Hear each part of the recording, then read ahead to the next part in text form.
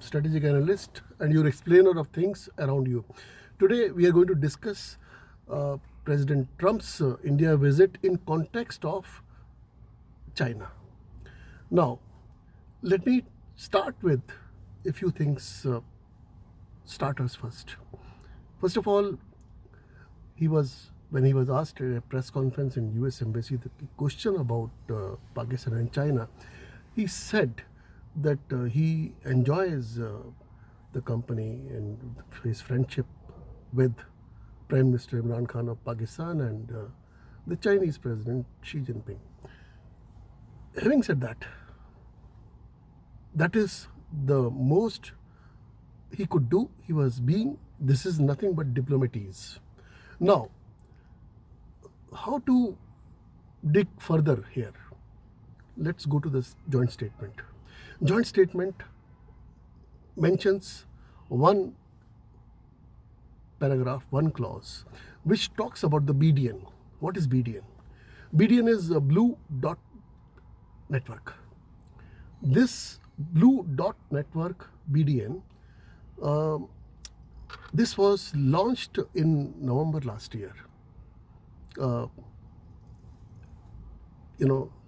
Only 3 countries are behind this so far. This is essentially led by US, joined in by Japan and Australia. And according to the joint statement, it makes it very clear that US wants India also to join the BDN. Now, what is BDN? It is said that BDN is a sort of a rival to the BRI, Chinese Belt and Road Initiative. But actually, diplomatically and politically, that may be the objective. But practically, on the ground, you don't see those kind of vibes here. The reasons are many. BDN is just a sapling. BRI is already turning into a huge tree after it was formally announced by Xi Jinping in 2013. BRI has already been endorsed by 73 countries. BDN, only 3 countries so far. 4th, maybe India. India has not joined BRI, has made it a plank officially to stay away from BRI, but India may join BDN. Now, another side of BDN. BDN is essentially a certification platform, a global certification platform meant for infrastructure projects abroad, wherever, particularly Indo-Pacific, which is the core of Trump administration's China policy, India policy, Indo-Pacific policy. Also, we have to see that BDN, unlike BRI has already poured in $90 billion in diverse countries. Already, that is on record.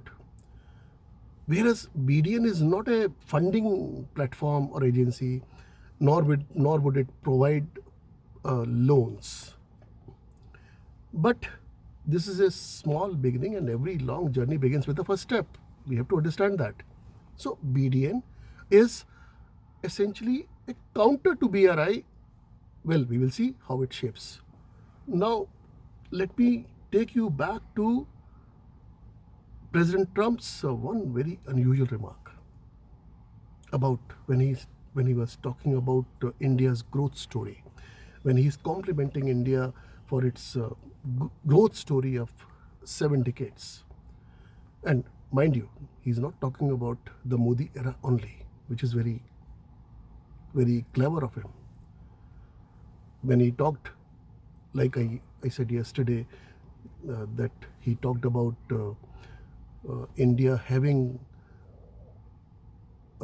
pulled out 216 million people out of poverty in last 1 decade. So out of that last 1 decade, 5.5 years are from of Modi era, rest are from the Congress government. Similarly, he made one very subtle remark. He said that yes, India's rise has been phenomenal in the last 70 years, 70.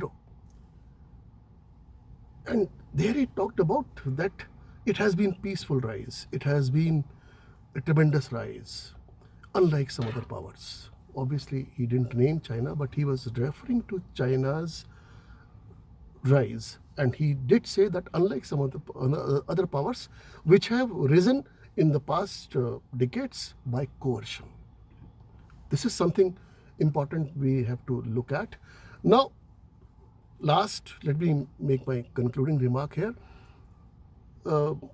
Wherever Trump goes nowadays, whichever country he visits, his unifocal objective, his unifocal approach is essentially China, to counter China.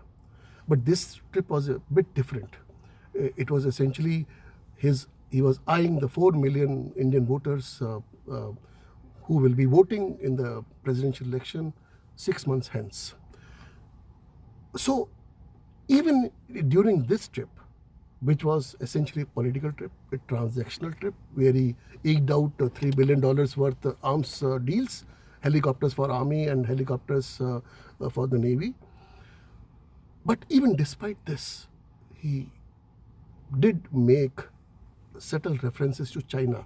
The last subtle reference he made was to the Quad, the quadrilateral, which is essentially a four-nation architecture aimed against China, which is comprising US, Japan, Australia, and India.